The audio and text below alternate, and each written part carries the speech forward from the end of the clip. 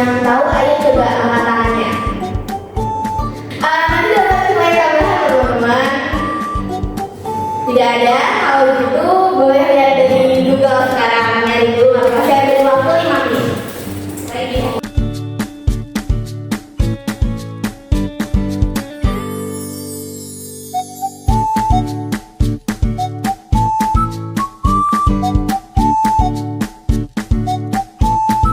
Karena sudah 5 menit ya teman-teman.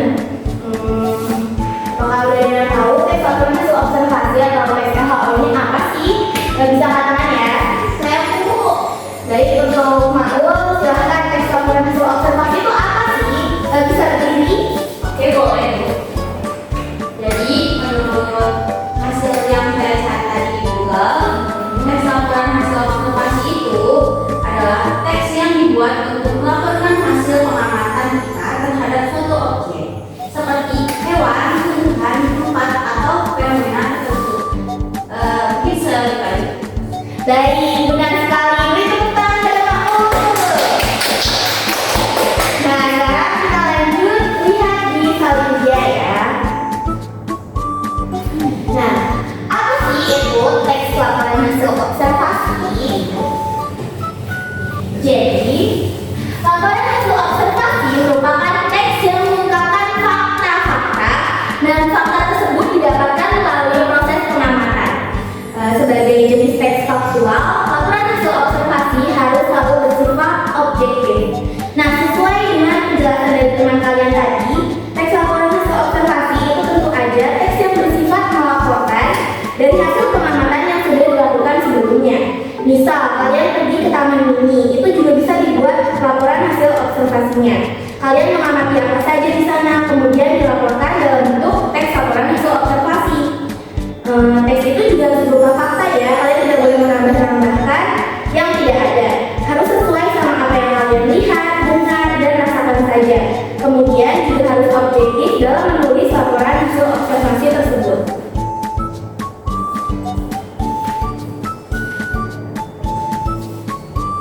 Itu ada 3 ya dari struktur laporan hasil observasi. Itu yang pertama ada pernyataan umum atau klarifikasi.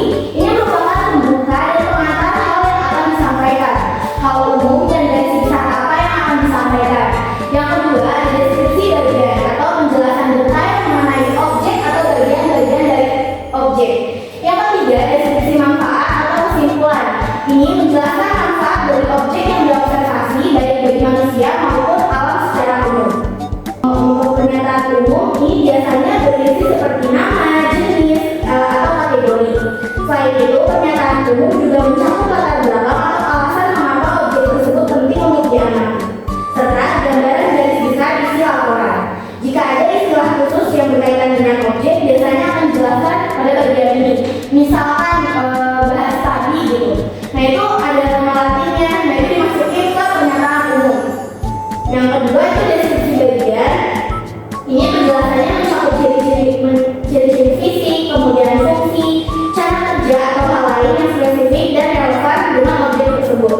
Tujuannya adalah memberikan informasi yang lebih mendalam dan terstruktur pada pembaca. Ketiga, ada deskripsi manfaat atau kesimpulan. Nah, ini yang terakhir, ya jelas sesuai dengan namanya yang merupakan deskripsi manfaat. Ini jelas membahas manfaat bagi manusia ataupun lingkungan. Kemudian menjelaskan poin-poin penting yang sudah dibahas sebelumnya. Dengan adanya bagian ini, pembaca dapat memahami pentingnya objek tersebut dalam kehidupan sehari-hari ataupun ekosistem. Jadi selanjutnya, ya ini ada contoh teks laporan hasil observasi. Ini bisa dibaca dulu oleh kalian 2 menit Salindia ini dan 2 menit Salindia selanjutnya. Nanti itu mau tanya ke kalian mana bagian pernyataan umum, deskripsi bagian, dan deskripsi manfaat. Jadi silakan dibaca dulu ya teman-teman. 2 menit, ini 2 menit, nanti 2 menit lagi. Baik Bu.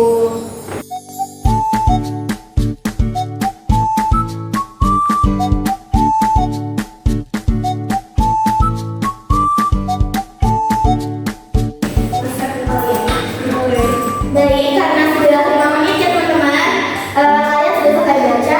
Nah, ada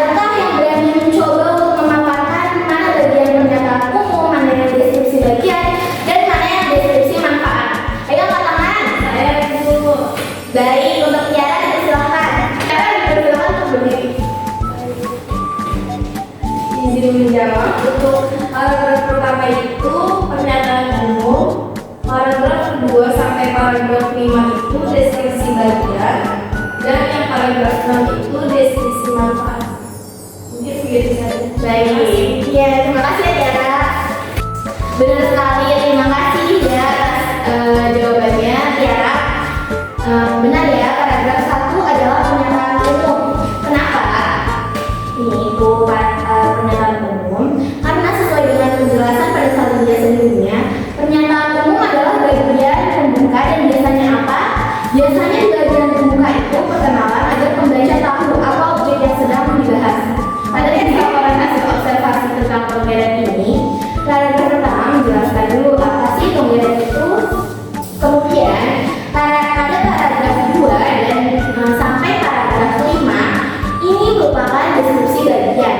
Ini merupakan bagian yang lebih mendetail. Bagian ini merupakan inti dalam teks laporan hasil observasi. Pada teks laporan hasil observasi ini menjelaskan bagaimana penggeret menghasilkan suara, berapa lama mereka hidup, di tempat apa mereka hidup, temperatur yang mereka sukai, serta penjelasan apa yang dimakan oleh penggeret. Dan pada paragraf terakhir ini, yang petani kerap ini merupakan bagian deskripsi manfaat. Deskripsi manfaat tentunya sesuai dengan namanya, menjelaskan manfaat. Pada bagian ini dipaparkan mengenai manfaat dari penggeret itu sendiri. Nah, sampailah kita kepada tugas. Ibu akan membagi kalian dalam kelompok. Masing-masing kelompok terdiri dari 2 siswa. Setelah membagi kelompok, kita akan keluar melihat-lihat apa saja yang ada di sekolah kita, dan kalian bisa membuat teks laporan hasil observasi seperti tentang bunga, pohon, atau yang lainnya. Tapi gedung sekolah tidak bisa ya. Kenapa? Karena kita hanya menggunakan alat saja ya teman-teman. Apakah sudah dapat dipahami? Sudah ya Ibu. Baik, Ibu akan membagi kelompok kalian sekarang. Oke, ayo teman-teman keluar yuk.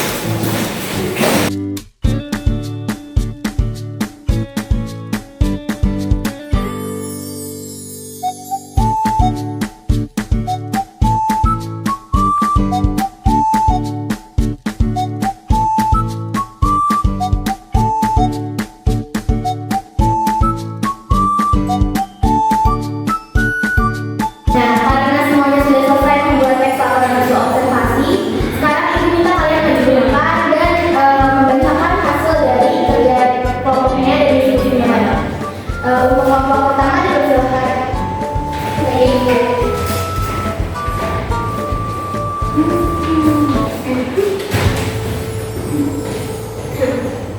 Baik, Assalamualaikum warahmatullahi wabarakatuh. Waalaikumsalam warahmatullahi wabarakatuh.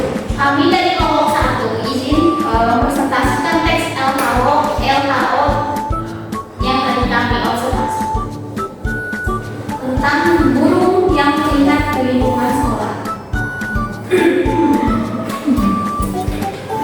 Definisi umum. Yang pertama itu definisi umum. Lingkungan sekolah menjadi tempat yang nyaman untuk berbagai jenis burung. Mereka sering terlihat di sekitar pohonan, taman, dan di lapangan sekolah. Pada pagi hari, burung-burung ini berkicau riang, menambah suasana alami yang menyenangkan. Kehadiran mereka sering menarik perhatian siswa, terutama saat jam istirahat. Burung-burung ini tampak tidak terganggu oleh aktivitas siswa. Sebagian besar dari mereka mencari makanan di sekitar taman. Sementara lainnya bertengger di dalam pohon. Lingkungan yang hijau dan cukup tenang membuat mereka memilih sekolah sebagai salah satu tempat tinggal. Yang kedua, deskripsi bagian. Burung yang paling sering terlihat adalah burung gereja yang memiliki tubuh kecil dengan bulu lebat dan mencapkan kepalanya. Mereka biasanya terbang berkelompok, berpindah dari satu pohon ke pohon lain, atau mencari makan di halaman sekolah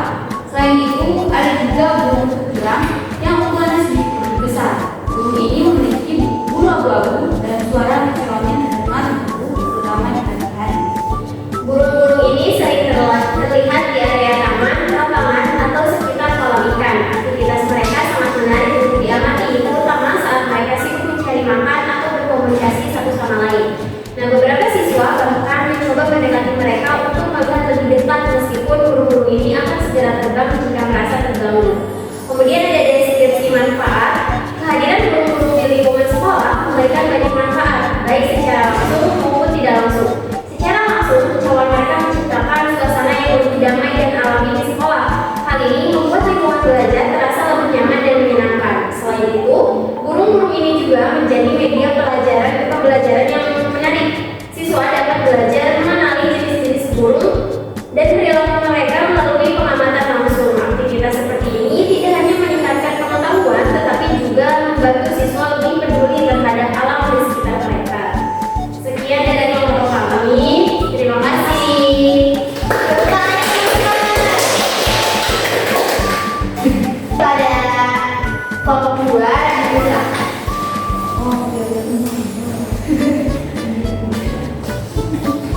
Assalamualaikum warahmatullahi wabarakatuh. Waalaikumsalam warahmatullahi wabarakatuh. Saya dari perwakilan kelompok 2 izin melaporkan tes laporan hasil observasi yang telah kelompok 2 buat. Tes laporan hasil observasi yang kelompok saya buat ini berjudul kolam ikan di tangan taman sekolah. Definisi umumnya yaitu di tengah taman sekolah terdapat sebuah kolam yang menjadi salah satu tempat favorit siswa. Kolam ini berukuran sedang dengan air yang jernih dan diliputi oleh berbagai jenis ikan. Lokasinya yang strategis dikelilingi tanaman hijau dan bambu taman membuat tempat ini sering dijadikan area istirahat atau belajar di luar kelas. Kolam ini dirawat dengan baik oleh petugas sekolah sehingga airnya selalu bersih dan ikan-ikan di dalamnya tampak sehat. Suara pemerintah air dari pancuran kecil di salah satu sudut kolam juga menambah kesan sejuk dan menyenangkan. Tempat ini sangat ideal untuk melepas penat setelah belajar.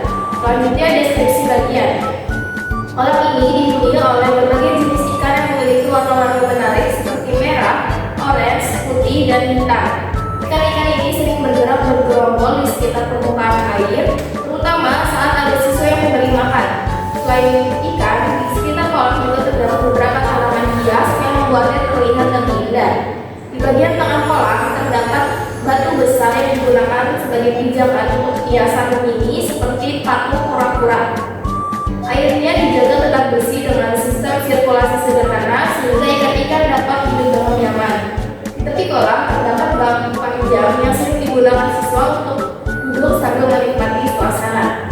Dan terakhir yaitu deskripsi manfaat. Kolam ikan ini memiliki banyak manfaat bagi warga sekolah. Selain menjadi elemen estetika yang mempercantik taman, kolam ini juga berfungsi sebagai tempat relaksasi. Siswa sering duduk di sekitarnya untuk mengobrol, membaca, atau sekedar menikmati suasana. Selain itu, kolam ini juga dapat dijadikan bahan pembelajaran. Guru sering memanfaatkan kolam sebagai media untuk mengajarkan pelajaran tentang ekosistem, siklus hidup ikan, atau pentingnya menjaga kebersihan lingkungan. Hal ini memberikan pengalaman belajar yang menyenangkan dan bermanfaat bagi siswa. Sekian dari saya. Wassalamualaikum warahmatullahi wabarakatuh. Terima kasih secara kelompok 2. Selanjutnya kepada kelompok 3 dipersilakan. Baik.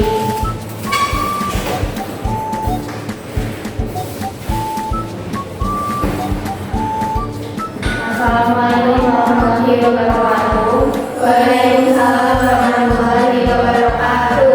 Ya, kami kelompok 3 ini memaparkan hasil laporan observasi kami. Ya. Judulnya pohon mangga di sudut lapangan sekolah. Bagian definisi umum. Di sudut lapangan sekolah kami terdapat sebuah pohon mangga yang sudah lama tumbuh di sana. Pohon ini menjadi salah satu bagian penting dari lingkungan sekolah karena ukurannya yang besar dan daunnya yang tinggi. Selain memberikan keindahan, pohon ini juga menjadi tempat berteduh bagi siswa saat jam istirahat. Lalu bagian deskripsi bagian, pohon mangga ini memiliki batang yang besar dan kokoh dengan tinggi sekitar 10 meter. Daun-daunnya lebar, berwarna hijau tua, dan selalu terlihat segar meskipun cuaca sedang panas. Pada musim berbuah, mangga-mangga berukuran sedang menggantung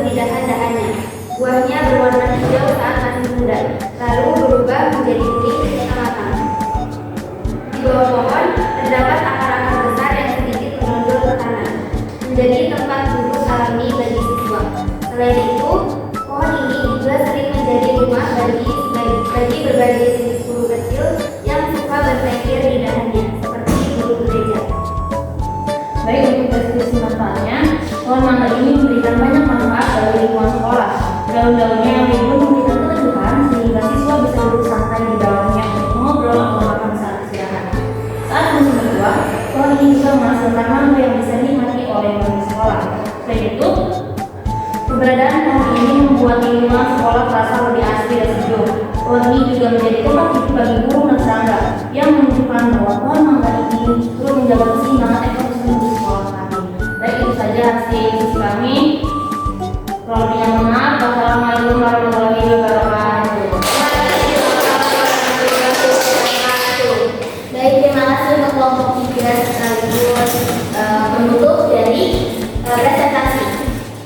Untuk hasil kedua kelompoknya bisa dikumpulkan ke depan.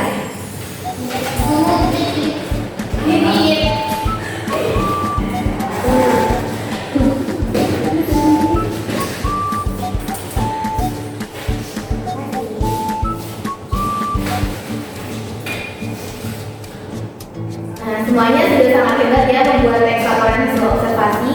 Hasilnya juga bagus-bagus, tadi sudah dipresentasikan juga.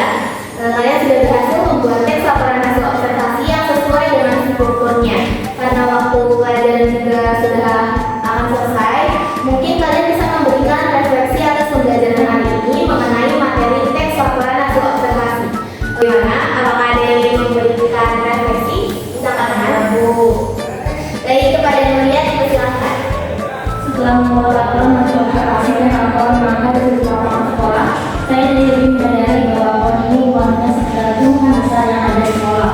Selama ini, saya sering berteduh di bawahnya saat istirahat atau setelah duduk santai di atasnya. Tapi saya tidak pernah benar-benar memperhatikan betapa banyak manfaat yang diberikan oleh muridku. Saat mengamati dengan teliti, saya jadi tahu bahwa pohon ini juga menjadi tempat tinggal bagi burung kecil dan serangga. Selain itu, daun-daun pohon itu memberikan keteduhan yang sangat nyaman, terutama saat cuaca sedang panas. Saya jadi berpikir bahwa kita harus berdiri menjaga pohon ini dan lingkungan sekolah secara keseluruhan. Misalnya, dengan tidak merusak batang atau daunnya. Pengalaman ini benar-benar membuat saya lebih menghargai hal-hal sederhana yang ada di sekolah. Itu saja. Wah, terima kasih banyak atas refleksi yang diberikan. Ayo kita tepuk tangan untuk yang berusaha hari ini untuk membuat teks laporan hasil observasi. Baik, sebelum ditutup mungkin saya akan mengabsen lebih dahulu ya.